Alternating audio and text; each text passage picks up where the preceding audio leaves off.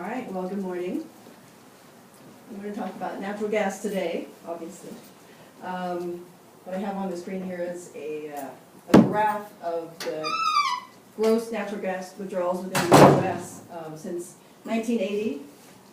This is because we're in the middle of a natural gas boom, absolutely. You could see that the withdrawals were fairly steady for quite some while, and there was a crisis back in the 70s. We couldn't get, we were running out of natural gas that we could reach, the conventional withdrawals of natural gas. And so it's in the last 10 years, since 2005, our withdrawals have increased by 50%. From 2 million cubic feet per month to almost 3. This is the result of technological advances, as we talked about in class, with the horizontal drilling and hydraulic fracturing, increasing our ability to access shale gas resources. This creates a parallel boom in supporting industries, decreasing prices that attract consumers and result in infrastructure investment, and increasing awareness of potential environmental effects with the ensuing regulatory hustle, and increasing natural interest in LNG exports. I'm going to talk about natural gas generally and then focus on hydraulic fracturing.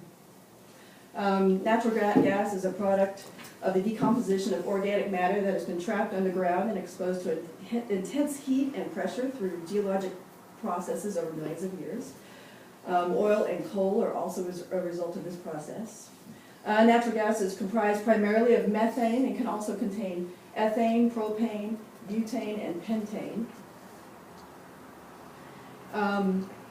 The evolving ability to access natural gas is reflected in the colloquial use of referencing it as conventional or unconventional natural gas. Conventional natural gas extraction refers to the practice of drilling vertical wells in the natural gas deposits that lie within permeable rock, underneath impermeable gas traps. Excuse me, sorry. Yeah, there's the shale, all right. So here are the gas caps. And then unconventional refers to retrieval that resides in low permeable rock, and it cannot migrate to the trapped gas deposits, such as shale gas, tight gas, or coal seam gas. Conventional gas is very economical. It's been going on for over a century. Unconventional gas is relatively new and only become viable due to the new technologies.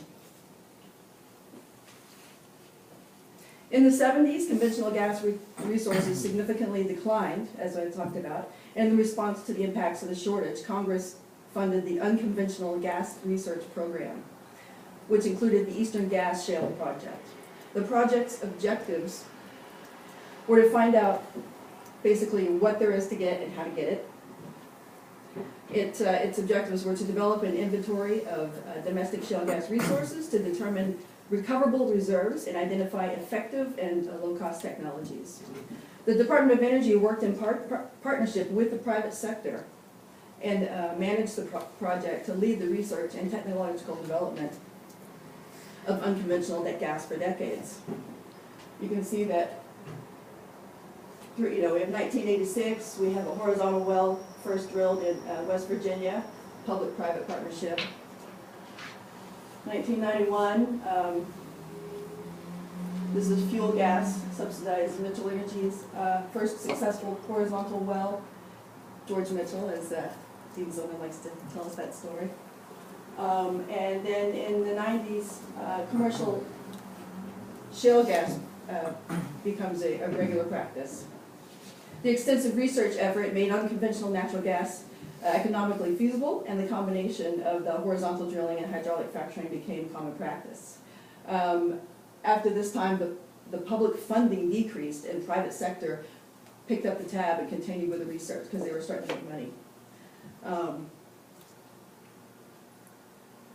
Unconventional natural gas extraction, shale gas in particular, is driving the natural gas boom. We got some little picture of a couple of guys looking at they're using microseismicity to map where the best places are to go for the next deposits of natural gas. The national policy that relates to natural gas is focused on the economy, which we've just discussed. Another element is the creation of jobs, manufacturing, construction, operation, distribution. This provides opportunity for workers who may be adjusting to the changing electricity market, which is switching from coal to natural gas. The national policy also has elements of energy security and clean energy. Energy security includes considerations of supply and independence, estimates of the amount of recoverable natural gas is that we have enough to last for almost 100 years. The United States now produces more natural gas than any other country in the world. The President's blueprint for a clean and secure energy future has set a goal to cut imports in half by the end of 2020, and the increased production of natural gas in combination with domestic oil and other fuels has resulted in a 1/3 reduction in oil between 2008 and 2013. The national policy towards clean energy,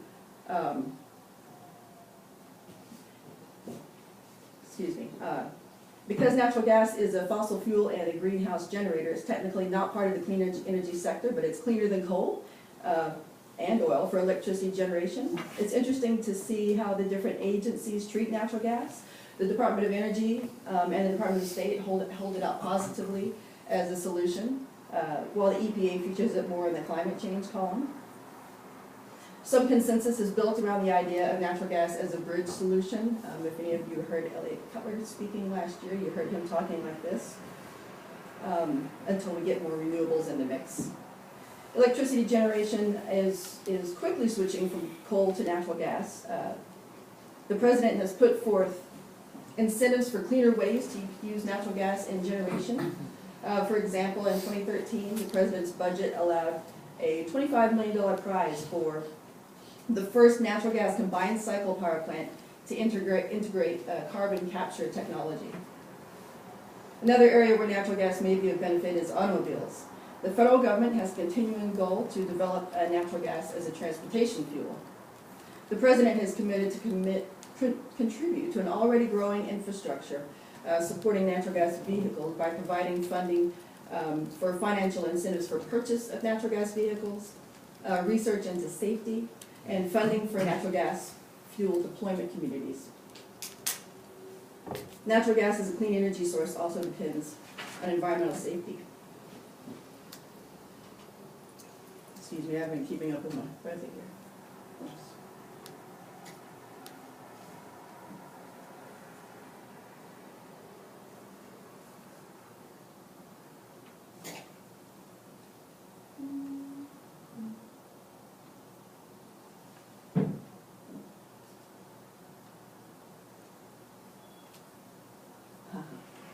Okay, sorry about this.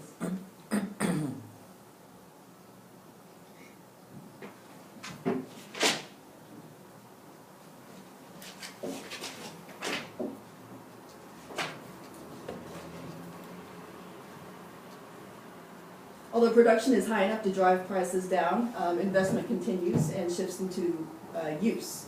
Domestic consumption is at an all-time high. Natural gas heats half the homes in the United States. The Department of Energy estimates that it is a 68% cheaper energy source than electricity. Electricity generators are investing in natural gas fueled plants, as I talked about, and there's a strong natural interest in exporting LNG. This is because, unlike the U.S., where pricing is based on supply and demand, overseas natural gas prices are tied to the price of oil. This creates demand for LNG exports from the United States. In China, for example, demand for natural gas has been projected to increase 94% in the next 6 years. So investment is now being made in LNG exports, and the federal government is evaluating potential effects on domestic availability and pricing. The Energy Information Administration has assessed scenarios to estimate that LNG exports could reach as high as 20 billion cubic feet per day. Does anyone want to guess how much of current production that is? Sounds like a lot, doesn't it? Per day. It's 2% of our current production. Boom, we're in a boom. Okay. Congress is currently considering a bill proposing to expedite the approval process for LNG exports, to eliminate export application approval process altogether for countries that are members of the World Trade Organization, and to provide for automatic approval in the event agencies miss their approval deadlines. For example, in the proposed bill, the Department of Energy must issue a decision 30 days after FERC's environmental review. Democrats from legislative committees have said that the bill would not give the Department of Energy enough time to hear public comments and weigh the application's pros and cons. Legislation has also been introduced this session to speed up pipeline application reviews, and here we'll go to where we were a minute ago. The House has passed the Natural Gas Pipeline Permitting Reform Act, so it's still in Congress.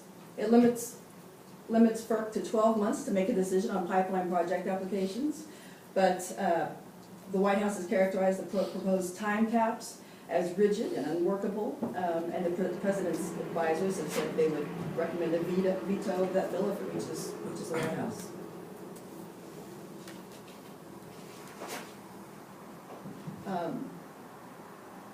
I skipped a page earlier, so I have to skip through.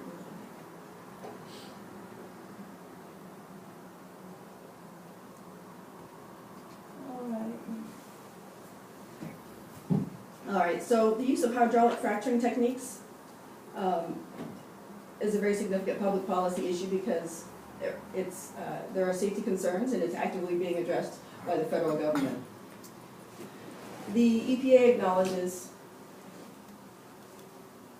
that there are well-known concerns that are potential impacts associated with fracking, including water usage, the incredible volumes of water withdrawn for drilling and hydraulic fracturing create stress on surface and groundwater supplies. Second, water contamination. Drinking water supplies are impacted by contamination from chemical spills, core well construction, or other sources. Wastewater impacts. Wastewater not only contaminates drinking water supplies, it's also implicated in induced seismicity, or otherwise known as earthquakes. And air pollution. Fracturing releases volatile organic compounds, air pollutants, and greenhouse gases. You guys want to watch a little 2-minute video on fracturing? Yes? Okay. I didn't know if I was going to play this or not, but it's only 2 minutes. It's from our friends at the Canadian Association of Petroleum Professionals. I don't know if she's got the sound on.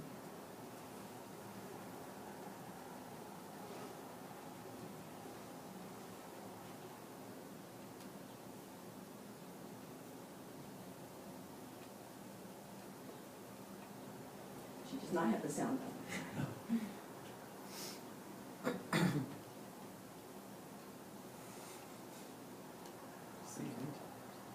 Well, so how about we just play it? So there's a water layer that would be represents aquifer. They drill down to a certain point, and then they insert steel tubing, and then they also insert concrete in order to seal the well.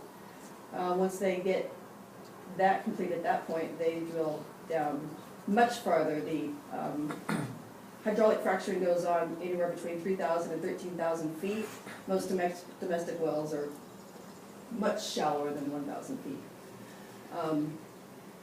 Then they bring in the chemicals and the mixing trucks and use enormous amounts of water. And over the course of about 30 days to a month, fracture into the wells with very high pressure. This is part of the technology you can see that's been developed. The multiple fracturing, and then they seal, and then they do it again.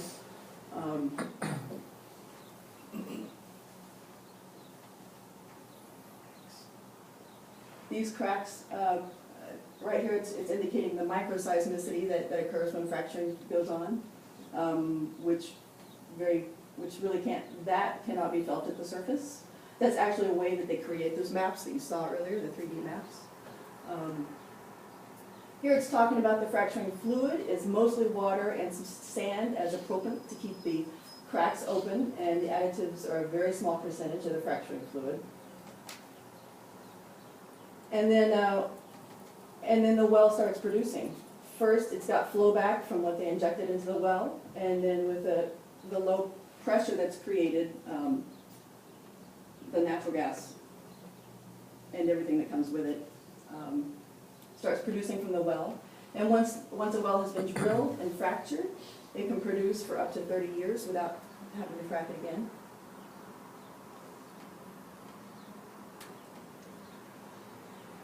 There we go. It sounds neater with our Canadian friends narrating.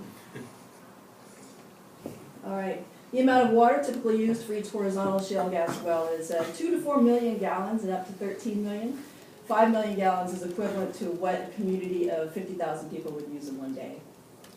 The concerns regarding the growing demand for water on this scale are the quantity and quality of current and future drinking water supplies and agricultural and ecological impacts.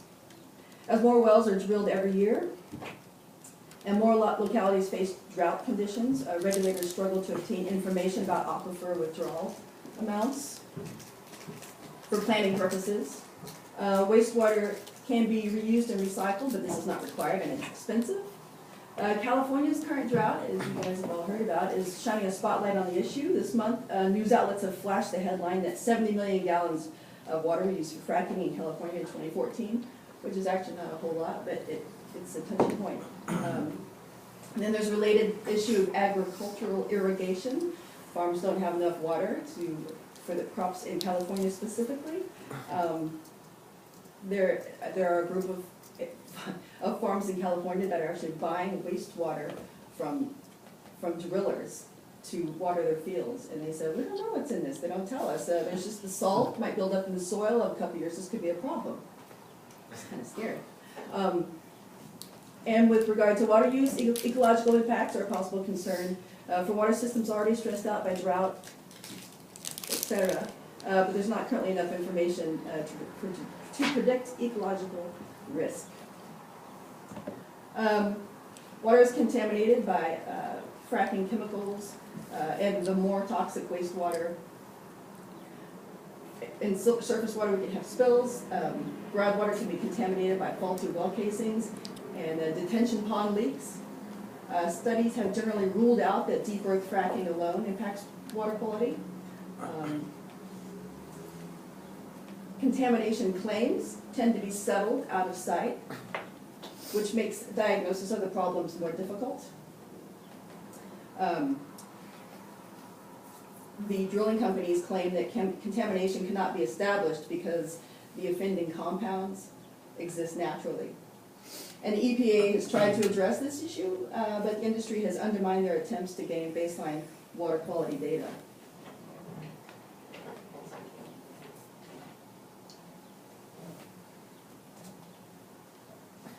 The median number of fracking chemicals for individual operations is around 14, but the total number used by the industry is on the order of 700. These numbers and other information are provided in a recently released EPA study of information that has been reported to FracFocus, which is a website that the agency has put forth for drillers to self-report what they're putting in the injection wells, so that local individuals can check what's going on at their local well. You can go to FracFocus to find out. Generally speaking, the majority of fracking fluid is water. Let's see. And the website explains that the chemical additives are used as a biocide, as scale inhibitors, corrosion inhibitors, things that really don't necessarily make you feel like you want them in your drinking water, even if it is only 1.5%. The EPA FracFocus study also reported that the most commonly reported additive ingredients were methanol, hydrochloric acid, and hydrotreated light petroleum distillates. These chemicals can cause chemical burns and headaches at low doses, and at high doses, shortness of breath, blindness, death, all kinds of bad stuff. A study by the University of Washington and Yale found significantly higher rates of skin problems and upper respiratory issues for those that lived 1 kilometer away from a well as opposed to 2 kilometers away.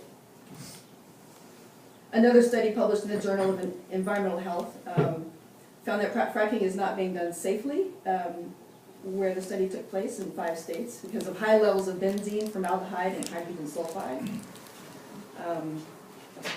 Many health issues associated with these chemicals and their prevalence in the environment. Finally, well, another important consideration is reproductive effects. A peer-reviewed study found that chemicals typically found near wells were ones that have been directly linked with adverse reproductive and developmental health outcomes. There's a really horrible story of a farm where I think 32 wells had gone in and nearby within a few miles in a short amount of time, and this is just going to show you of a picture of a cow whose tail has actually fallen off. They stopped eating the beef, and people weren't very healthy on that farm. All right, methane migration is another issue with fracking. This just means, well, we've probably all seen the videos of the exploding water. It's the natural gas getting into the groundwater supply. A study by the National Academy of Sciences in 2011 was one of the earliest sources of peer-reviewed evidence linking natural gas drilling to methane contamination.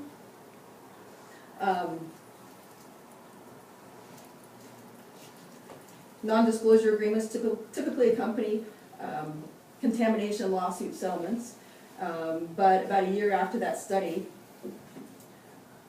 a settlement between Chesapeake Energy and 3 Pennsylvania families was disclosed. The families had decided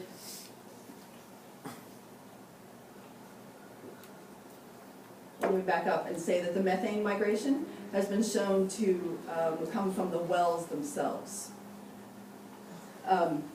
The study showed that the methane, its chemical composition showed it came from much deeper sources than the naturally occurring methane in the aquifer.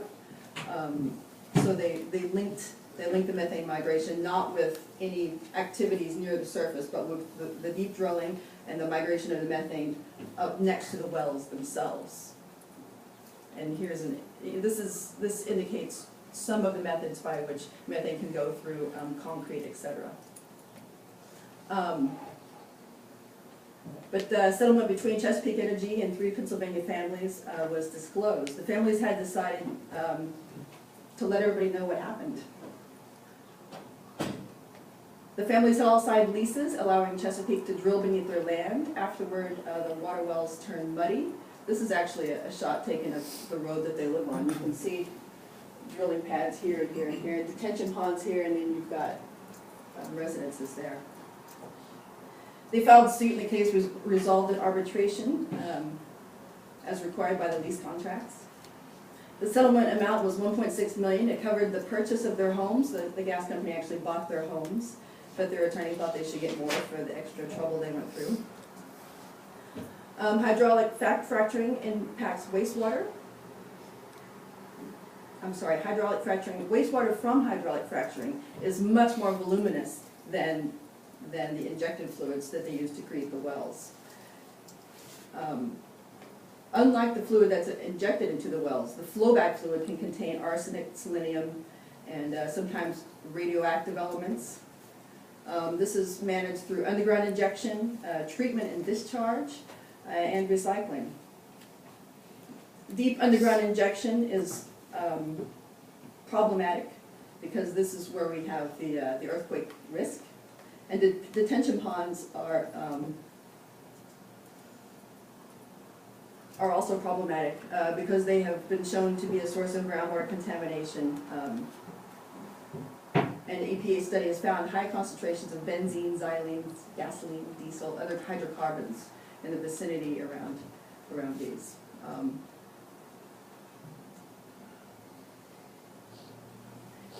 Induced seismicity. When wastewater is injected deep into the earth, into the bedrock, it can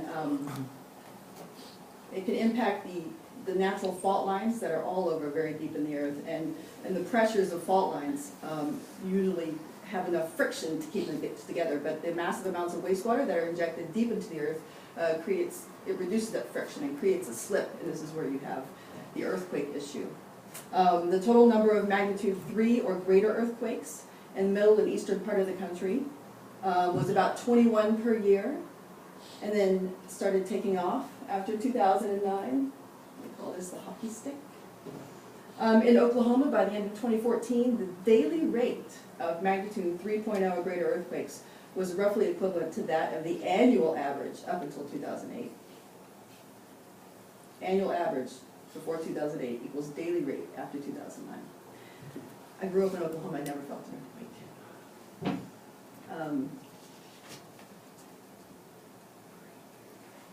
And here this graph just shows, these blue lines indicate the deep well water injections, and these are the withdrawal.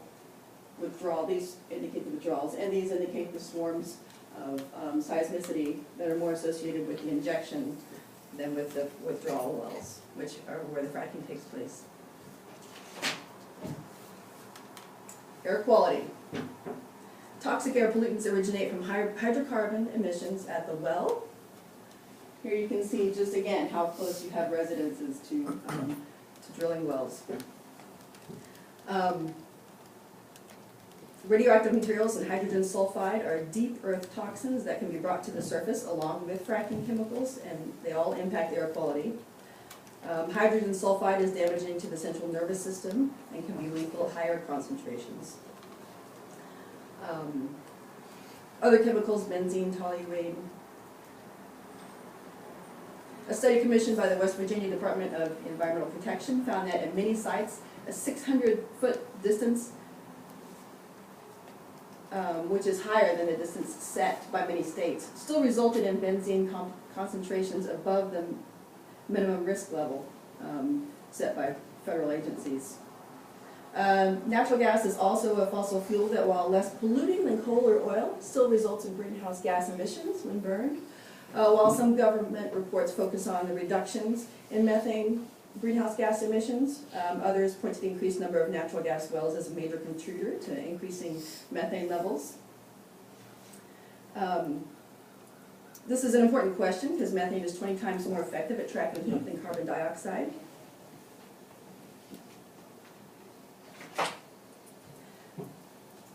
Just go right on to federal regulation.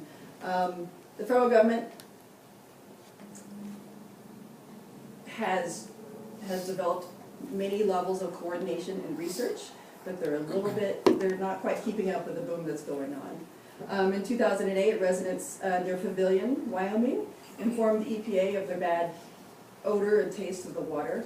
The EPA investigated, and it resulted in the EPA's first acknowledgement that fracking had contaminated groundwater. The draft report was widely criticized, and the EPA later decided not to proceed to the peer review process and instead let Wyoming take over the investigations. Wyoming's investigations are not going to be peer reviewed. Locals felt abandoned by the EPA because they went to the EPA to begin with because they didn't trust the state, and tribes on whose land drilling took place claimed the EPA violated its duty to consult with them about abandoning the study through the treaty and trust relationship. About the same time that the EPA launched the Pavilion investigation, the House requested that EPA research the relationship between hydraulic fracturing and drinking water resources. A couple of years after that directive, this is when the executive branch came out with a blueprint for a secure energy future that directed the federal government to research the impacts of hydraulic fracturing on water resources.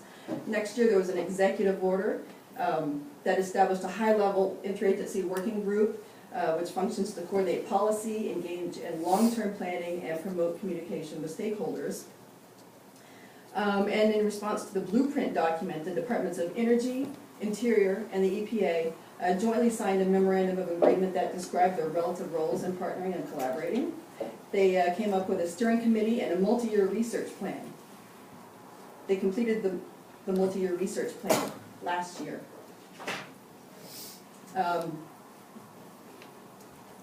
It identifies actions to be taken to address the scale and scope of the fracking issues, to come up with consistent testing standards. Research topic areas include water quality, availability, air quality, The plan also describes 6 flagship projects. One of them is the EPA study that already took place. I want to get into the law side a little bit. The multitude of environmental statutes that define acceptable parameters for activities such as drilling and fracking only provide a minimum level of protection against the impacts. It could be argued that with the exceptions, the protections are less than adequate. Generally, the good news is that last month, late March, the BLM promulgated regulations applicable to hydraulic fracturing on federal lands under the Federal Land Policy and Management Act. Federal lands produce less than 25% of the nation's oil and gas, but the regulations can still be utilized for other regulatory bodies, such as at the state and local levels. Here we have, this stands for the Safe Drinking Water Act.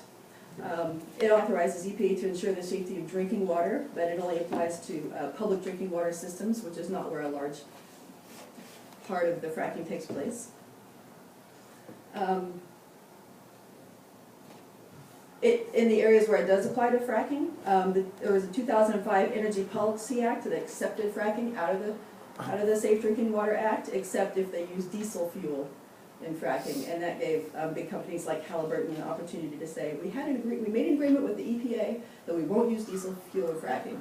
That means anywhere that the Safe Drinking Water Act might have applied, it doesn't apply anymore. The Clean Air Act regulates emissions, but there's some issues with that.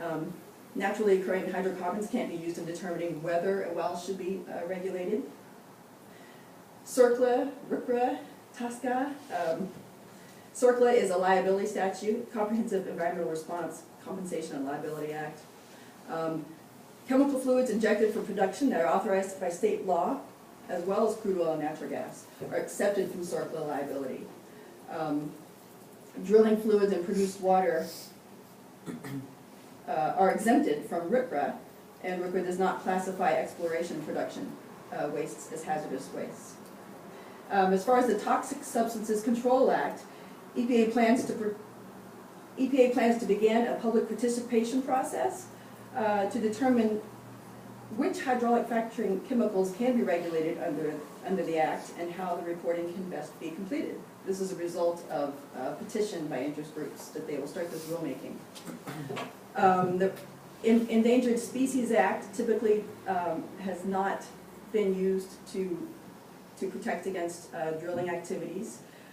There was one court case, but it was not successful. And then the Endangered Species Act, in combination with NEPA, the National Environmental Policy Act, has had some success. The U.S. Forest Service was found to have violated NEPA when it approved exploratory drilling in national forests without taking a hard enough look at the impacts. But when the case got to the appellate level, it was moot because the Forest Service offered to introduce more of the species into the area. So there is some good that has come of it there. So last month, the regulations that were promulgated under the Federal Land Policy and Management Act were called Oil and Gas, Hydraulic Fracturing on Federal and Indian Lands. They have a purpose to strike the balance between a prosperous energy future while protecting sensitive areas. About 5 more minutes? Yeah. So the regulations create requirements for wastewater containment. They don't allow detention ponds in national forests. They require public information about individual extraction wells. Also, claims of trade secrets exempt from disclosure are subject to more stringent requirements. And most importantly, the integrity of individual wells is to be validated. This was changed from the draft regulations where the industry had recommended that they just use a type well concept. Under these regulations, wells on federal lands need to be individually tested. And then lastly, at the state and local level, states and localities have taken steps to ban fracking altogether or are taking other steps. Vermont and New York have banned fracking. I can talk a little bit more about that. Some other states have considered banning it, but are moving ahead anyway. Many counties in California have passed ordinances banning fracking. They have been challenged a bit, but the challenges have largely backed off, which makes the residents of California happy. Conversely, in Colorado, a local control that is effectively banning drilling is frustrating legislators there. They've introduced a bill to force local governments that impose drilling bans to pay mineral rights to owners, to royalty owners. And then with regard to states and localities, the industry is being pressured to disclose information about fracking chemicals. Like I said, the federal government has imposed some requirements on federal lands, but that's only a small bit of the natural gas extraction activities.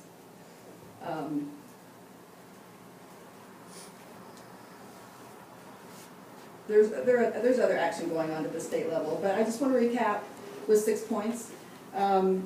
First of all, the United States has made significant investment into natural gas as an abundant resource that can be used. There's strong national interest in continuing forward the movement in unconventional oil and gas development.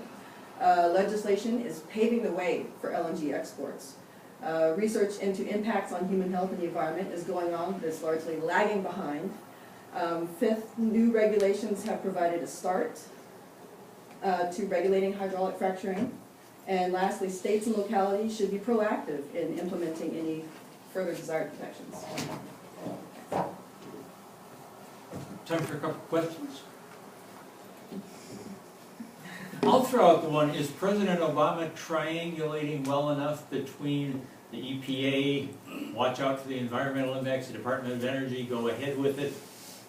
Yeah, we sort of encourage export, but not that quickly.